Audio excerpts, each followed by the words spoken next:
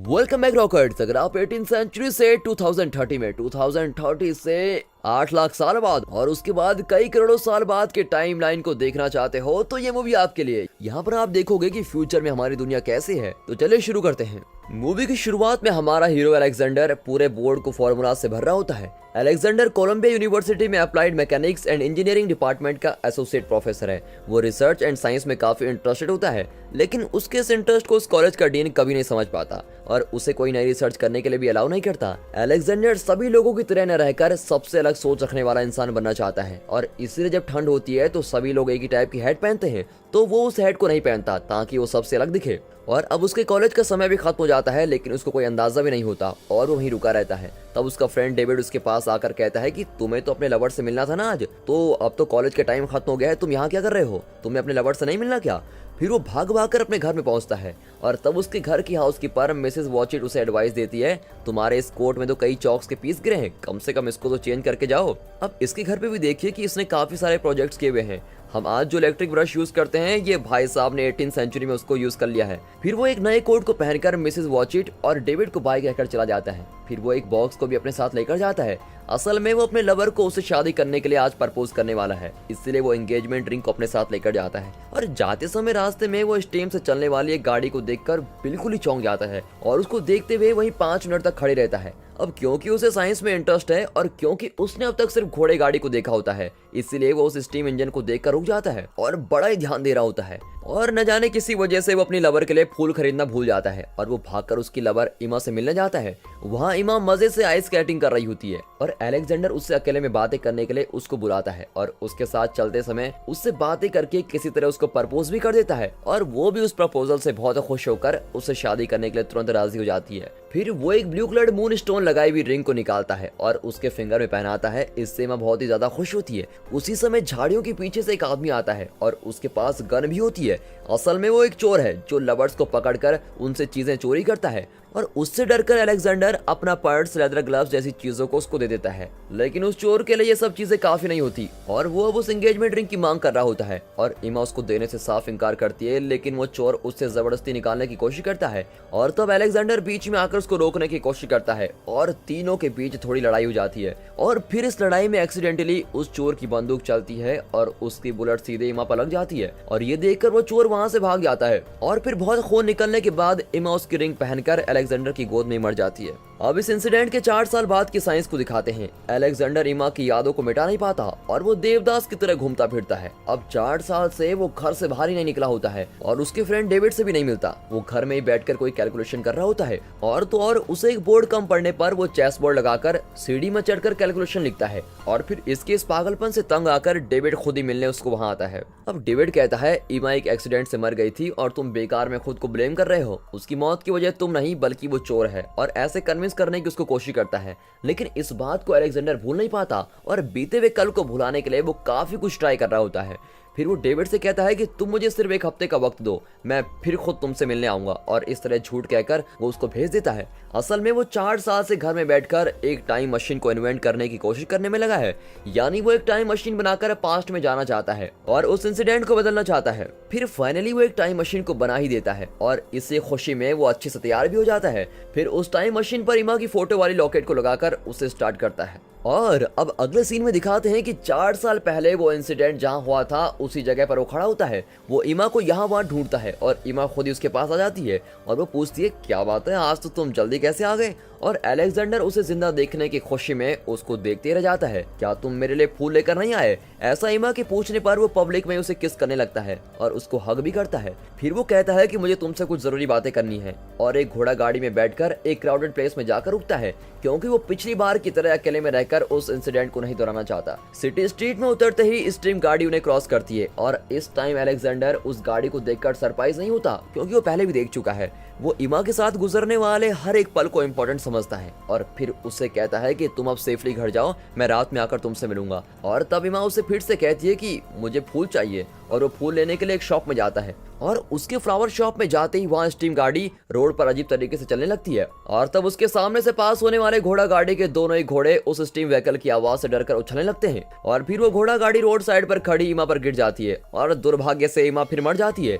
अब अलेक्जेंडर फिर से ऐसा इंसिडेंट होने पर बहुत ही उदास होता है और इमा के इस एक्सीडेंट को जानकर डेविड आकर उसको कंसोल करता है, लेकिन उसके दिमाग में कोई और बात चल रही होती है। वो इमा के फेट को कैसे बदला जा सकता है इस बारे में सोच रहा होता है, इसलिए वो फिर टाइम मशीन में बैठकर उसे स्टार्ट करता है और इस बार वो फ्यूचर में जाना चाहता है। उस मशीन के स्टार्ट होने पर उसके सराउंडिंग्स के season, day time, fashion, building, technology ये सभी बदलने लगती हैं और ये सब चलते समय वाइब्रेशन में इमा का लॉकेट गलती से नीचे गिर जाता है, लेकिन अलेक्जेंडर उसको पकड़ नहीं पाता और वो नीचे गिरकर गायब भी हो जाता है। फिर कुछ देर बाद वो स्क्रीन में द फ्यूचर इज नाउ को डिस्प्ले होते हुए देखता है और अब वो फ्यूचर में आ चुका है ये समझते हुए वो मशीन को स्टॉप करता है और अब वो मई 2030 में पहुंच चुका है और इस टाइमलाइन में सभी लोग वेकेशन के लिए पेरिस और स्विट्जरलैंड में नहीं बल्कि सीधे चांद पर जाकर अपना वेकेशन एंजॉय करते हैं। वहाँ सभी लोग मॉडर्न तरीके से ड्रेस करके चल रहे होते हैं और अलेक्जेंडर अपने पुराने सूट में होता है। तब एक लड़की उसकी टाइम मशीन को देखकर उससे मजाक में पूछती है वो कौन सी मशीन है, क्या वो कॉफी वेंडिंग मशीन है।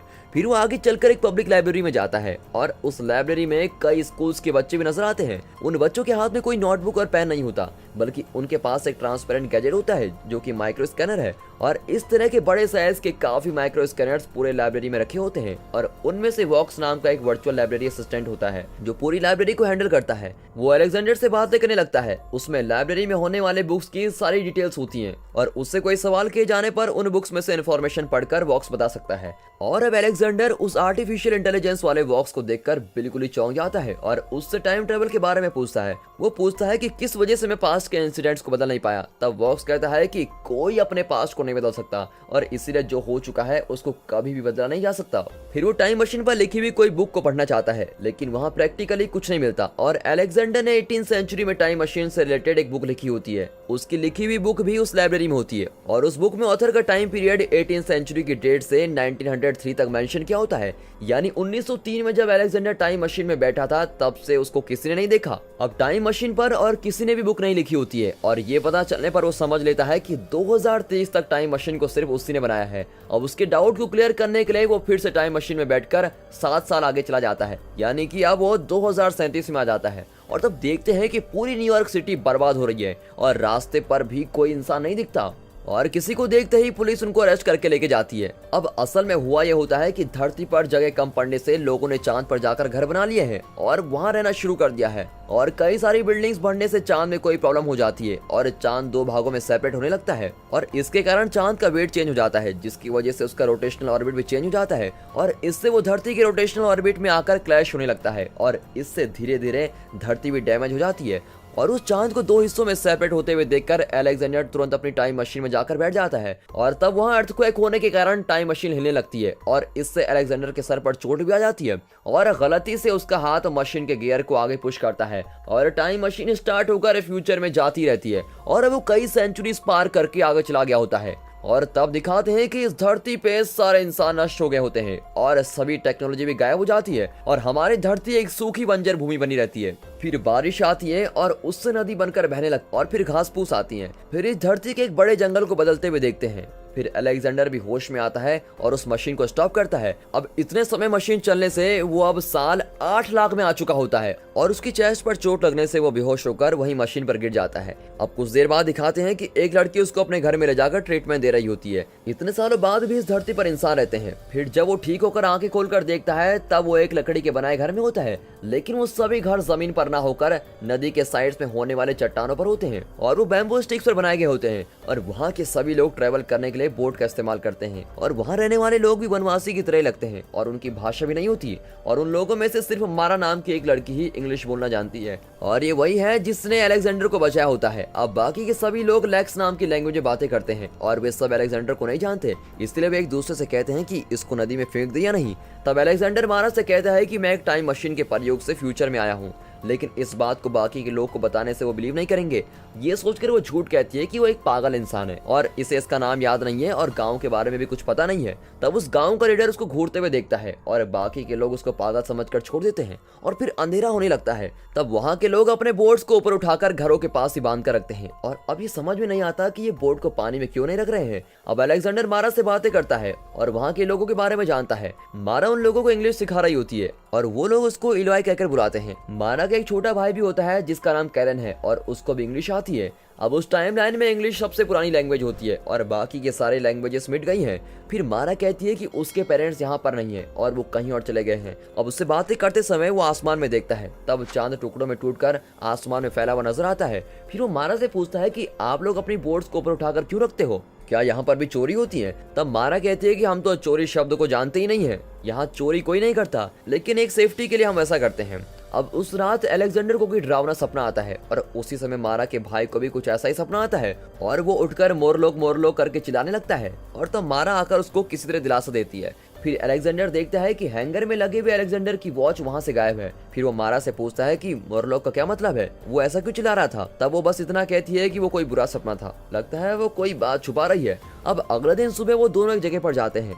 उस जगह पर चांद टूटने के पहले से ही कुछ चीजें होती हैं। अब मारा को उसके पेरेंट्स ने ऐसी जगह पर इंग्लिश सिखाई होती है। तब मारा उससे कहती है कि मैं मानती हूँ तुम्हारी बातें सच हैं, लेकिन तुम टाइम ट्रेवल करके इतने साल आगे क्यों आए हो? तब वो कहता है कि मैं पास्ट को बदलना चाहता था और मैं उसको बदलने गया लेकिन कुछ भी बदल नहीं पाया। और फिर मैंने सोचा कि फ्यूचर में जिसने भी टाइम मशीन को बनाया होगा उसको पता होगा कि बीते हुए कल को कैसे बदला जा सकता है, ताकि मैं फिर से अपने पास्ट में जाकर उस इंसिडेंट को होने से रोक सकूं। लेकिन मैं वो भी नहीं कर पाया और मुझे लगता है कि फ्यूचर में आने पर टाइम ट्रेवल से जुड़ी डाउट्स को मैं क्लियर कर सकता हूँ, लेकिन मुझे कोई भी सोल्यूशन नहीं मिल रहा है। और अब मारा उसकी बात को समझ लेती है और फिर वो ये भी समझ जाती है कि अलेक्जेंडर ने अपनी लाइफ के किसी खास इंसान को खोया है और वो उसको वापस जिंदा करना चाहता है। तब अलेक्जेंडर उससे एक सवाल करता है कि क्या तुम्हारे इस गांव में कोई बुजुर्ग नहीं रहता? मैंने अब तक यहाँ किसी बुजुर्ग को नहीं देखा है। इस पर वो कहती है कि इस गांव के सभी बुजुर्ग कहीं और चले गए हैं और अभी भी वो किसी बात को छुपा रही होती है। फिर दोनों उसकी टाइम मशीन को देखने जाते हैं और तब मारा उससे कहती है कि तुम प्लीज अपने टाइम लाइन में वापस चले जाओ और मेरे भाई को भी साथ लेकर जाओ। और अलेक्जेंडर उससे पूछता है तुम ऐसा क्यों कर रही हो? और वो पूछ ही रहा होता है कि तभी दूसरी तरफ से लोग इलोई करके पुकार कर चिल्लाने लगते हैं। अब मारा उस आवाज को सुनकर अरे वो लोग फिर से आगे कहकर अपने भाई को देखने के लिए जाती है और अलेक्जेंडर भी उसके पीछे पीछे भागने लगता है। अब भागते समय देखता है कि वहाँ किंग कॉन्ग के साइज का कोई क्रिएचर भाग कर आ रहा है। वो क्रिएचर्स वहाँ के इंसानों को अपने बाण से अटैक करते हैं और उनका शिकार भी करने लगते हैं और सभी लोग उनसे डरकर भाग रहे होते हैं और उनमें से एक बाण मारा पर लग जाता है।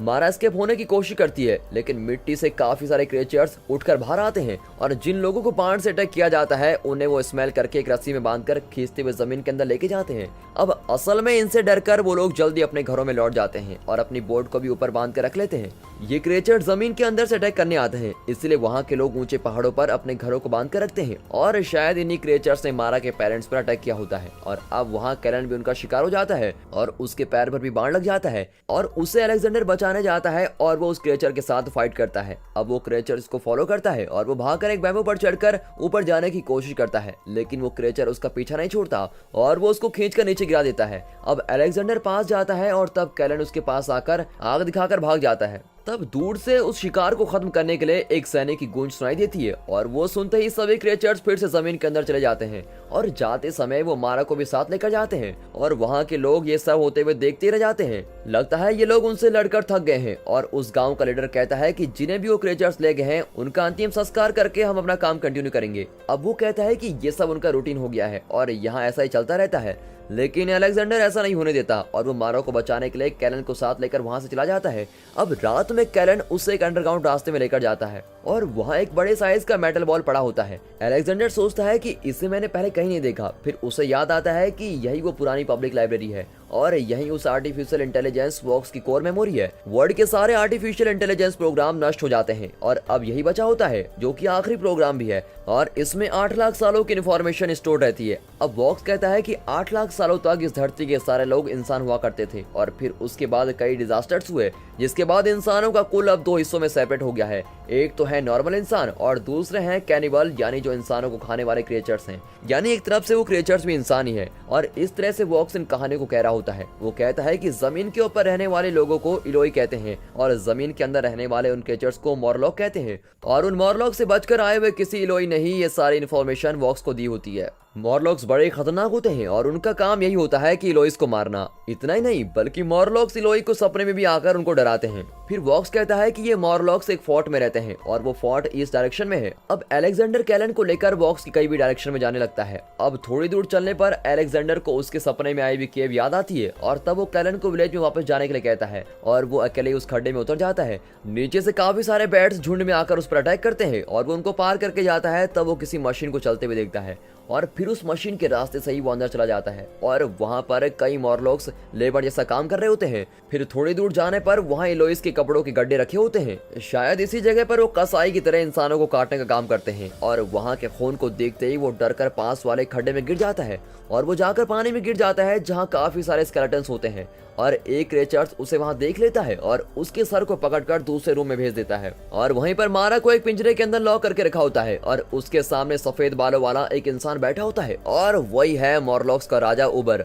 लेकिन वो दिखने में एक नॉर्मल इंसान की तरह ही है और वो अलेक्जेंडर से इंग्लिश में बातें करता है। वो कहता है जब चांद टूटने से धरती कोलैप्स हो गई थी तब कई इंसान अंडरग्राउंड में जाकर छिप गए और वहीं रहने लगे, लेकिन काफी इंसान जमीन पर ही रह गए थे और वो उस डिजास्टर से बचकर सरवाइव कर रहे थे। फिर बाद में जब धरती स्टेबलाइज हो गई तब अंडरग्राउंड के लोगों को वापस धरती पर आना नामुमकिन था क्योंकि वो इंसान अंडरग्राउंड में रहकर इंसानों को ही पकाकर खाने लग गए थे। फिर कुछ सालों बाद जब वो जमीन पर आना चाहते थे तब सूरज की रोशनी को झेल नहीं पाए क्योंकि हजारों सालों तक वो जमीन के नीचे सूरज की रोशनी के बिना ही रहे थे और सूरज की रोशनी शरीर पर न लगने से ही ये क्रिएचर्स के शरीर सफेद हुए हैं और इसी के कारण ये क्रिएचर्स सुबह के टाइम शिकार करने नहीं आते बल्कि वो शाम होने पर आते हैं और इन क्रिएचर्स से डरकर ही सभी लोग जमीन पर न रहकर अपने घरों को चट्टानों पर बांध कर रखते हैं। और इतना नहीं बल्कि इन्हें शिकार करने के लिए पावरफुल और स्ट्रॉन्ग क्रिएचर्स की जरूरत होती है और शिकार करने के लिए उन क्रिएचर्स का एक ग्रुप होता है जो बाकी के मॉर्लॉक से ज्यादा स्ट्रॉन्ग होता है और उन्हें हंटर्स कहा जाता है।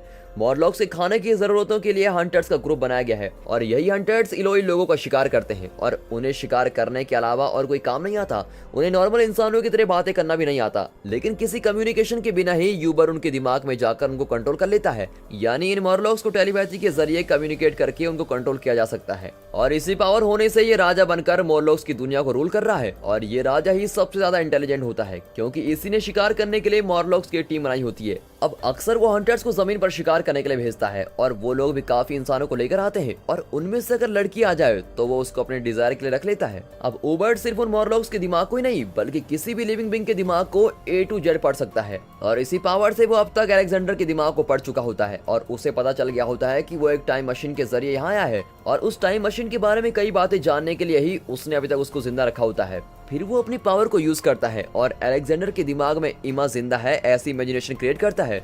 फिर वो एक ऐसा इल्यूजन क्रिएट करता है जिसमें अलेक्जेंडर और इमा की शादी होती है और उन दोनों के 2 बच्चे भी हैं। फिर वो उसको एक और सच बताता है कि इमा की मौत ही उस टाइम मशीन को इन्वेंट करने की मेन वजह थी। यह एक कॉज एंड इफेक्ट जैसा है। अब अगर वो उसी टाइम मशीन से पास्ट में ट्रेवल करके इमा को बचा लेता है तो वो इमा के साथ शादी करके बच्चों के साथ जी रहा होता और तब वो मशीन को इन्वेंट नहीं करता।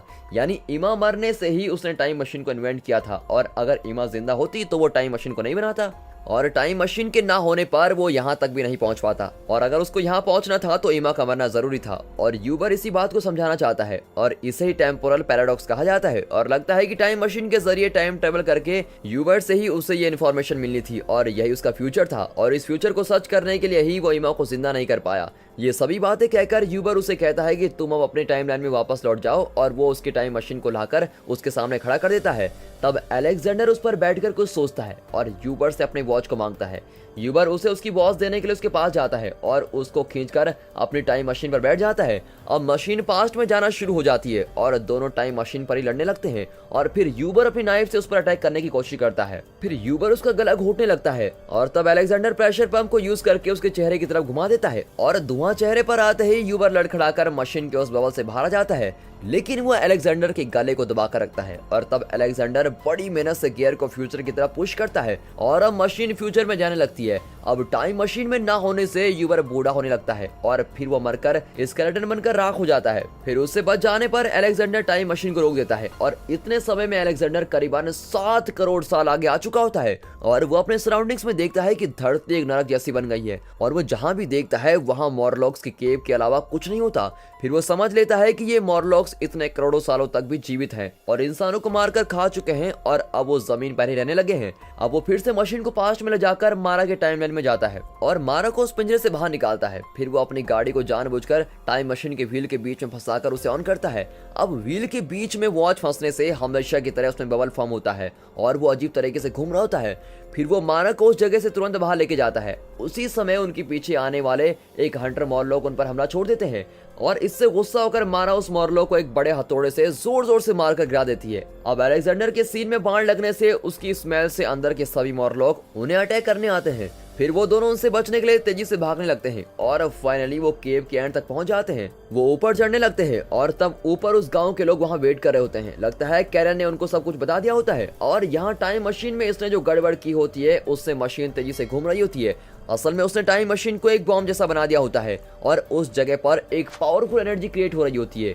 एक समय आने पर वहाँ बहुत ही बड़ा ब्लास्ट होता है और उससे रिलीज होने वाली एनर्जी उस पूरे केव में फैल जाती है और वहाँ के सारे मॉर्लॉक्स को नष्ट कर देती है। और उस एनर्जी के खड्डे से ऊपर आने के पहले ही गांव का लीडर उन दोनों को ऊपर खींच लेता है। फिर वो सभी लोग वहां से एक साथ दूर भागने लगते हैं और तब वो एनर्जी उस खड्डे से ऊपर तक आकर उस केव को भस्म कर देती है और अंडरग्राउंड के सारे मॉर्लॉक्स अब उस एनर्जी से नष्ट हो चुके होते हैं। और इस ब्लास्ट को होते हुए अलेक्जेंडर और गांव के लोग दूर खड़े होकर देख रहे होते हैं और सोचते हैं कि फाइनली उन क्रिएचर से उनको छुटकारा मिल गया है। और तब माना अलेक्जेंडर से कहती है कि तुमने हमें बचाने के लिए अपनी टाइम मशीन को नष्ट कर दिया, अब तुम अपनी टाइमलाइन में कभी भी वापस नहीं जा सकते। और वो उसके लिए सॉरी भी कहती है। तब वो कहता है कि वो एक मशीन ही तो है, कोई बात नहीं। अब अलेक्जेंडर ने सिर्फ मारा कोई नहीं बल्कि